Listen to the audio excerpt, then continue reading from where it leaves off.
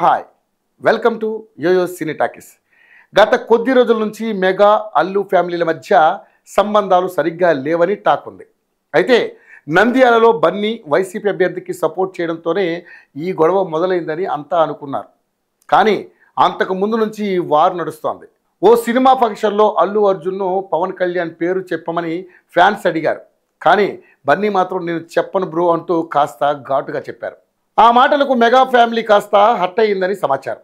అప్పటి నుంచి బన్నీ సినిమాలకు మెగా ఫ్యామిలీ సపోర్ట్ క్రమంగా తగ్గుతూ వచ్చింది. నంద్యాల ఘటనతో ఇరు కుటుంబాల మధ్య మరింత దూరం పెరిగింది. ఈ నేపథ్యంలోనే పుష్ప 2 మూవీ రిలీజ్ అయ్యింది. ఈ సినిమాకి మెగా ఫ్యాన్స్ సపోర్టు ఏమాత్రం లేదు. అయినా తనకి ఎవడి సపోర్టు అవసరం లేదని నిరూపిస్తూ బాక్సాఫీస్ దగ్గర రికార్డు ఫిగర్స్తో ఊచకోత మొదలెట్టాడు పుష్పరాజ్. అయితే పుష్ప 2 సినిమాలో కొన్ని డైలాగ్స్పై మెగా ఫ్యాన్స్ తీవ్ర అభ్యంతరం వ్యక్తం చేస్తున్నారు.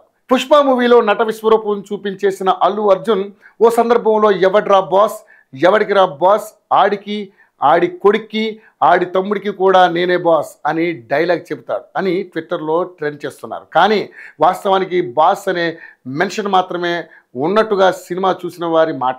ఇండస్ట్రీలో బాస్ అని మెగాస్టార్ చిరంజీవిని పిలుస్తారు. అది అందరికీ తెలిసిన విషయమే.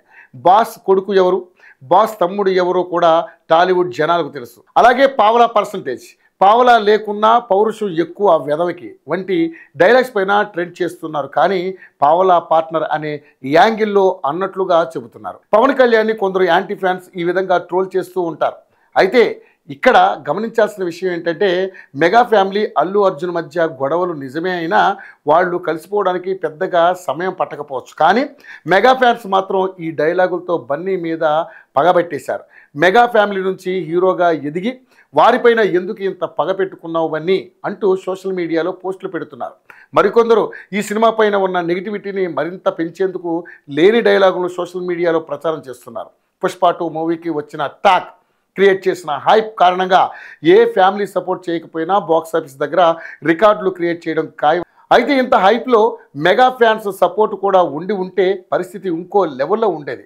బాహుబలి 2 రికార్డును కూడా లేపేసే ఛాన్స్ ఉండేది. మెగా ఫ్యాన్స్తో గొడవల కారణంగా అలాంటి బంపర్ ఛాన్స్ని బన్నీ మిస్ చేసుకున్నాడు. ఇప్పటికే కొంతమంది పుష్ప 2 మూవీని సోషల్ మీడియాలో లైవ్ పెట్టేశారు. కీలక సన్నివేశాలు లీక్ చేశారు.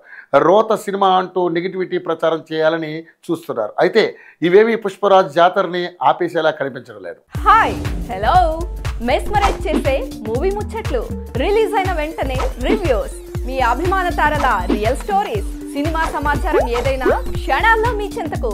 మరింకెందుకు ఆలస్యం, యోయో సినీ టాకీస్ ని సబ్స్క్రైబ్ చేసుకోండి.